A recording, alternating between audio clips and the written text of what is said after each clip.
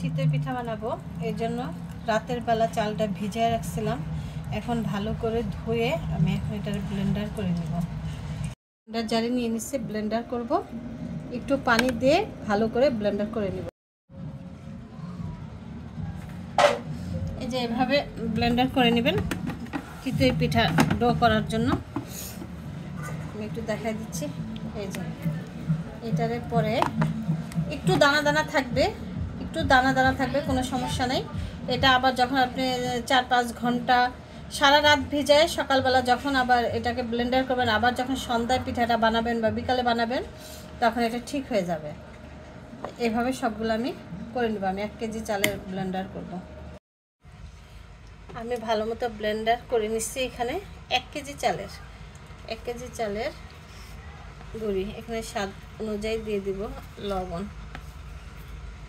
লবণ দিয়ে দিলাম। তারপর দিয়ে দিব বেকিং পাউডার 1 চামচ, 2 চামচ, 3 চামচ, 4 চামচ। 1 কেজি চালের জন্য 4 চামচ। এটাকে এখন আমি ভালো করে মাখবো। টমেটোর উপরে উঠাও, একটু দানা দানা থাকবে, কোনো সমস্যা নাই। এটা ভালো করে আমি মুছে নিব। তারপর দিয়ে দেব গরম পানি। একটু গরম পানি দিয়ে একটু উপরে উঠাও ক্যামেরা। এই যে ব্লেন্ডার করছি একটু পানি দিয়ে, দেখেন কি সুন্দর হয়েছে। একটু দানা দানা থাকবে, সমস্যা নেই। এটা আপনি ভালো করে মুছবেন, মুছে তারপরে নেওয়া লাগবে। তারপর দিয়ে দিচ্ছি একটু কুসুম গরম পানি, অল্প, একদম অল্প বুঝে দিতে হবে।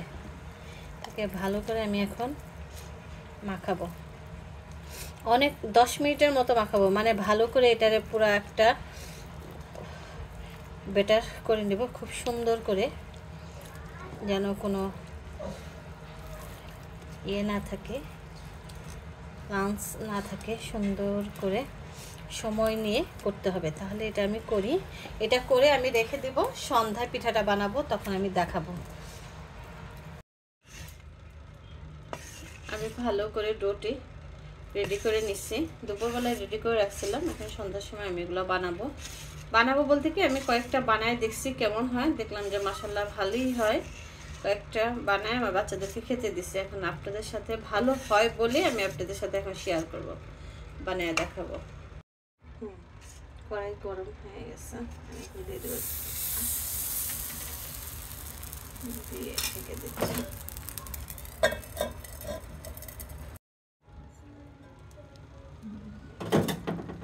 কি ধোয়া!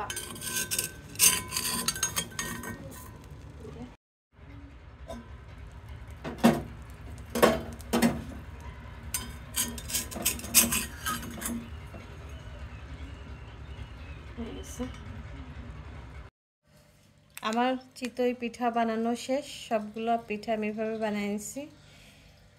এই যে এরকম হয়েছে আমার পিঠাগুলো, খুব সুন্দর হয়েছে, জালি জালি। ভিতরে একটা ভেঙে দেখাচ্ছি, এই যে খুব সুন্দর।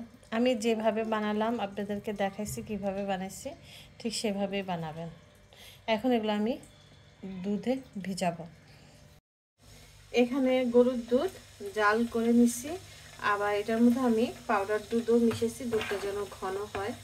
তারপর এর মধ্যে দিয়ে দিচ্ছি নারকেলটা অল্প করে দিব, কারণ আমার বাচ্চাদের ঠান্ডার দিন তো, ঠান্ডার সমস্যা আছে, অল্প করে দিলাম। দুধ আমি কিন্তু আগে থেকেই ভালো করে জাল করে রাখছি, জাল করা। এখন এটা আমি আবার একটু নারকেল দিচ্ছি, যেহেতু ভালো করে একটু গরম করে নিই।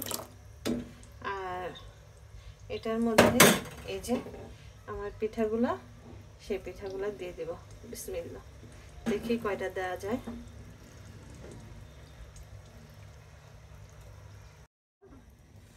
এই যে বলক চলে আসছে, আমি এখন বলক চলে আসছে, চুলা অফ করে দিলাম। এই চুলা অফ করে দিলাম। এখন আমি এটার মধ্যে দিব গুড়। গুড়টা, এই যে তরল গুড়, আমি এটার উপরে দিয়ে দিব। বিসমিল্লাহ।